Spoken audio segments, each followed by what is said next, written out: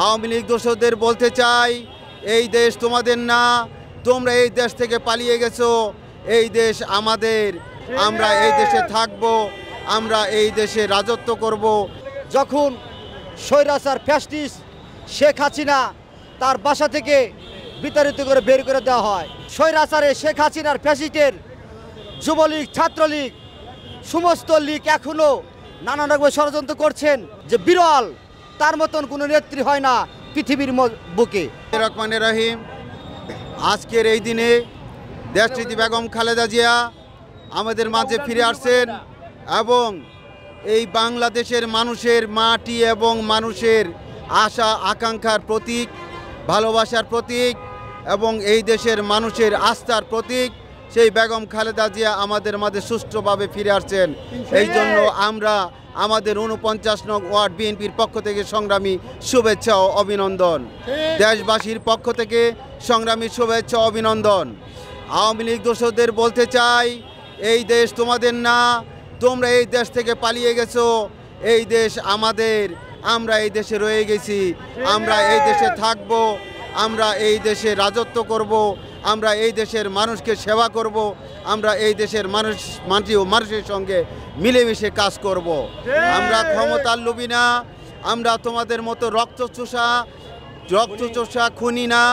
আমরা এই দেশের মানুষকে ভালোবাসি, আমরা ভালোবাসা দিয়ে মানুষের অন্তরকে জয় করে আমরা এই দেশের মানুষের সেবা করতে চাই এবং আমরা এই দেশের মানুষের আশা আকাঙ্ক্ষার প্রতিফলন ঘটিয়ে আমরা এই দেশের মানুষকে, জনগণকে সাথে নিয়ে আগামী একটি সুষ্ঠু সুন্দর নির্বাচন আমরা উপহার দিতে চাই।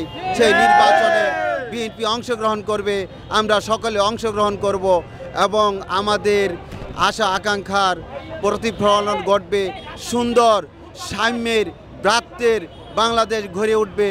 আমার একটি ভালো লাগছে যে ইতিহাসের বিরল কোনো দেশে এরকম কোনো সরকার নেই যে দেশের জন্য, দেশের মানুষের জন্য তার জীবনকে, তার পরিবারকে বিসর্জন দিয়েও সে একটি কথা বলেছিল, যখন স্বৈরাচার ফ্যাসিস্ট শেখ হাসিনা তার বাসা থেকে বিতাড়িত করে বের করে দেওয়া হয়, বের করে দেওয়ার পরে তাকে জেলখানায় পাঠানো হয়, তাকে সে মৃত্যুর কোলে ঢলে পড়েছিলেন তাকে আপোস করার জন্য, কিন্তু তিনি সে আপোস করেননি এবং দেশের জন্য, দেশের মানুষের জন্য তিনি বলেছিলেন, আমার নেত্রী, এই দেশে আমার জন্ম, এই দেশে আমার মৃত্যু হবে, আমি আপোস করব না।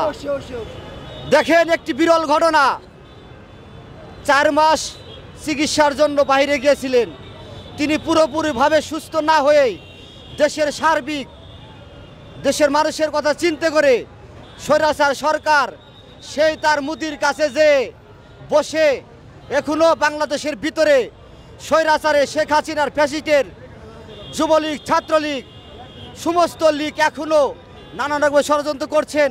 আজকে এই জায়গায় অনুভূতি হচ্ছে তিনি পুরোপুরি সুস্থ না, দেশের মানুষের জন্য, দেশের জন্য তিনি চলে আসছেন। এইটাই আমার উচ্ছ্বাস, উৎফুল্ল।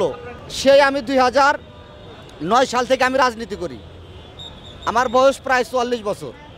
আমাদের সিরাজগঞ্জ তিনি বারবার গিয়েছিলেন, আমি ওইখান থেকে তাকে কয়েকবার দেখেছি তাকে আমি এখন দেখার জন্য একটা উদ্দেশ্য আমার, যে তার সন্তানকে রেখে, তার লক্ষ লক্ষ কোটি কোটি সন্তানদের জন্য চিন্তা করে তিনি দেশে আছেন। এই জন্য তাকে স্বাগত জানানোর জন্য আমি এসেছি, যে বিরল তার মতন কোনো নেত্রী হয় না পৃথিবীর বুকে। অপেক্ষায় আছি যিনি জালিম সরকারের রোষানলে পড়ে দীর্ঘ 17 বছর নির্বাসিত জীবন কাটাতে বাধ্য হয়েছেন। আমাদের শীর্ষ নেতৃবৃন্দের স্বদেশ প্রত্যাবর্তনের অপেক্ষায় আমরা অধীর আগ্রহে এখানে অপেক্ষা করছি এবং মহান আল্লাহ পাকের সীমাহীন পবিত্র দরবারে শীর্ষ নেতৃবৃন্দের স্বদেশ প্রত্যাবর্তন যেন নির্বিঘ্ন হয় এবং মহান আল্লাহ পাক আমাদের শীর্ষ নেতৃবৃন্দ সহ আমাদের বাংলাদেশকে যেন কবুল করেন ইনশাআল্লাহ, গণতন্ত্রের জন্য, স্বাধীনতা সার্বভৌমত্বের জন্য। আমরা আজ শহীদ জিয়ার সৈনিকেরা বাংলাদেশে গণতন্ত্রের মুক্তির সংগ্রামে, স্বাধীনতা সার্বভৌমত্ব রক্ষার সংগ্রামে দীর্ঘ 17 বছর বেগম খালেদা জিয়া জনাব তারেক রহমানের নেতৃত্বে সার্থক আন্দোলনে আমরা রাজপথে অবিচল ছিলাম। আর যে কারণেই বাংলার মাটি থেকে জালিম স্বৈরাচার পলাতক সরকার বিদায় নিতে বাধ্য হয়েছে।